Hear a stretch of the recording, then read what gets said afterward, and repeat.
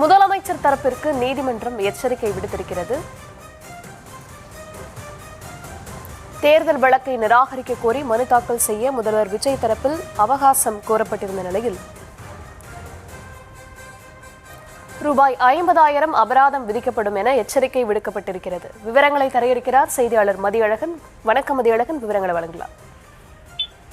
தமிழ்நாடு முதலமைச்சர் ஜோசப் விஜய் பெரம்பூர் தொகுதியில் வெற்றி பெற்றதாக அறிவிக்கப்பட்டதை எதிர்த்து அவரை எதிர்த்து திமுக சார்பில் போட்டியிட்ட ஆர்.டி. சேகர் மற்றும் பெரம்பூர் தொகுதி வாக்காளர்களான தினேஷ் மற்றும் லட்சுமி நரசிம்மன் ஆகியோர் சென்னை உயர்நீதிமன்றத்தில் தேர்தல் வழக்கை தாக்கல் செய்திருக்கிறார்கள். இதேபோல திருச்சி கிழக்கு தொகுதியிலும் முதலமைச்சர் ஜோசப் விஜய் வெற்றி பெற்றதை எதிர்த்து திமுக வேட்பாளர் இனிகோ இருதயராஜ் தேர்தல் வழக்கு தாக்கல் செய்திருக்கிறார்.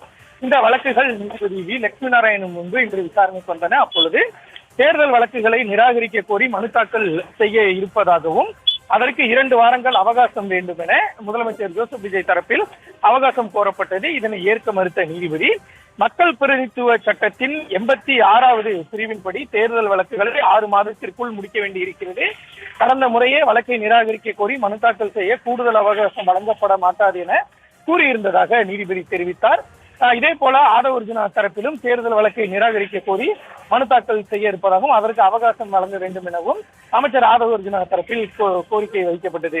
2 வார காலம் அவகாசம் வழங்க மறுத்த நீதிபதி ஆகஸ்ட் 27ஆம் தேதி வரை அவகாசம் வழங்கி உத்தரவிட்டார்.